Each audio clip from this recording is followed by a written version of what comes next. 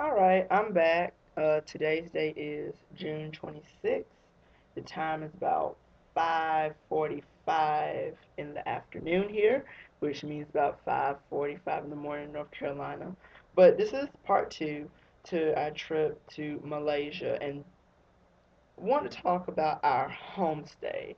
That was a really big part of the trip for us because it would be spending the day in the life of a Malaysian family.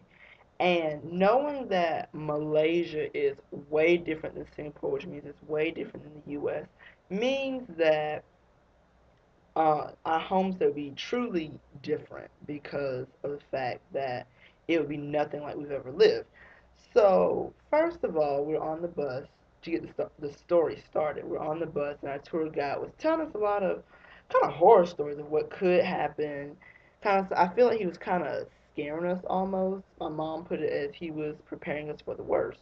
But he was talking about how we could be in like a fishing village and like an old wooden house, and how they wouldn't be able to speak English at all, and we wouldn't be able to communicate, and we need to know basic Malay, and everybody was really scared at this point because no one knew what to expect. Everyone was expecting the worst, and that it'd just be a mess because none of us are used to that.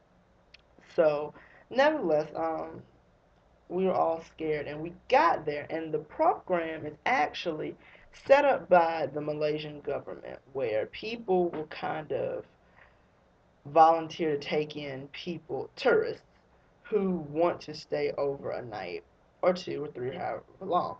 And they will get payments from the government for doing so. And when we got there, we got off the bus and we had got this like hero's welcome. Like everybody was showering us with flowers, and they had these like fake palm trees, and they were holding it over us. It reminds me kind of like when TV sitcoms go to Hawaii and everyone gets laid as they get off the plane. Kind of remind me of that, except there were no lays.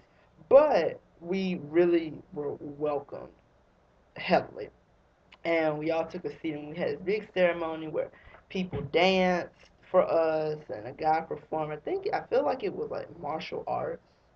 I heard something about kung fu, but I don't think it was kung fu. I just think it was martial arts. Performed that for us, and we had the ceremony where each of us went up and got introduced to our host family. It was nice. I wasn't expecting all of that, but it was truly interesting.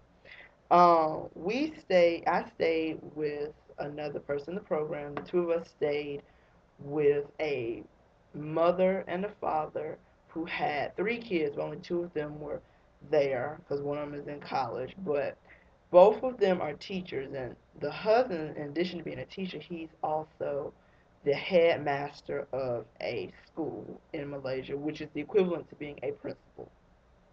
So they knew a little bit of English, very little English, but they knew enough to communicate with us. There was still a communication barrier, and I think there was a communication and language gap for everybody, not just us.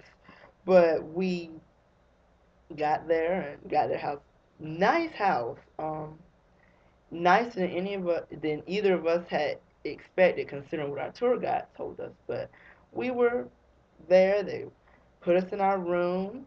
Now, as nice as the house was, it did not have air conditioning, which didn't surprise me. But it still did not have air conditioning. The bathrooms were really different because they had squatter toilets or Turkish toilets where the commode was like in the ground and not like a bowl. That was interesting. And it didn't have a shower as we know it. Actually, I didn't see the shower, but they had a big tub full of water, and they had a bucket, and you kind of just did the water, and you on your arm and all that. Later, we found the shower, but the shower just sprays in the middle of the floor, so I didn't really want to wet up their entire floor, and I'm not even sure that's how you did it. So I just stuck with the water in the tub and just washing myself up that way. But it was really, really different. Their bathrooms are really different. They don't use bath cloths. As a matter of fact, when I asked uh, my host father for a bath cloth or a washcloth, he looked at me like I had three hairs going out of my neck. And I said, well, if you don't, it's okay. But he came out with a bigger towel, So that was okay, and I just used that. But the first night, that night we ate at a restaurant. It's ironic because we ordered Eastern food, and their little daughter, who's 11, she ordered Western food. But it was good. They paid for it, and that was a good experience. And we tried a couple of things out of their plates and all that good stuff. But it was a good night. It was simple. We didn't do much, but it was still okay. The next morning we got up and they planned a whole bunch of games and stuff for us. The first thing we did was we went fishing with this big, huge net, and it was okay until all the fish came in for me, because there were hundreds of fishes flapping around and dying, and I didn't like seeing that because to me, it was like all those fish had to die in the name of tourism, which I didn't agree with. Although ultimately they did go to the families and all that, and we ate them.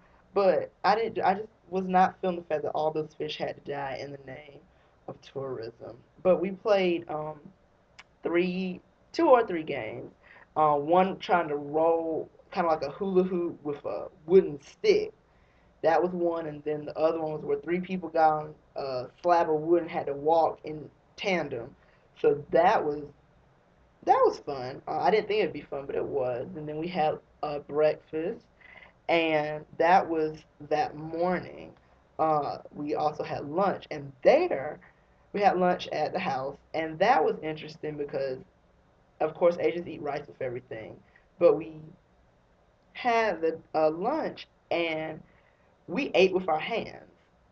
And the father did not want us to eat. Well, didn't want me to at least eat with a fork and a knife. Now, my classmate, he was determined to eat with a fork and a spoon because they don't use knives here.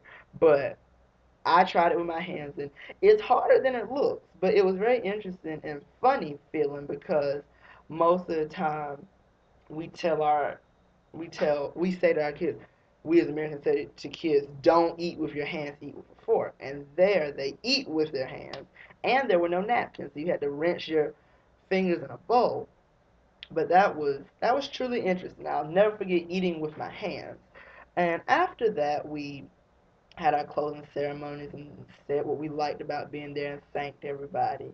And we went on. But the experience just showed me how different they are from us.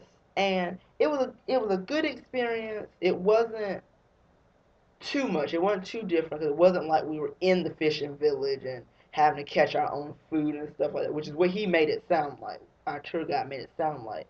But it was a comfortable house, comfortable sized house. They drove 2 or 3 cars. I mean, they were comfortably middle class, but they were still very different. Things like the eating with the hands and the spices they put in their food. And we saw our host mother's ID. She showed us our ID, and we showed her ours just to compare.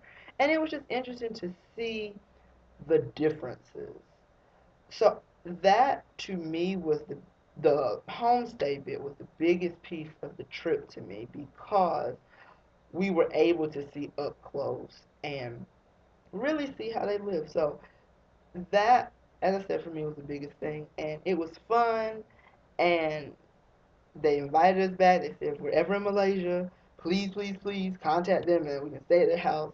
And they were just really welcoming, and I thought they learned from us, we learned from them, and it was just a really good experience, as was the rest of the trip to Malaysia. So that is the story on the homestay.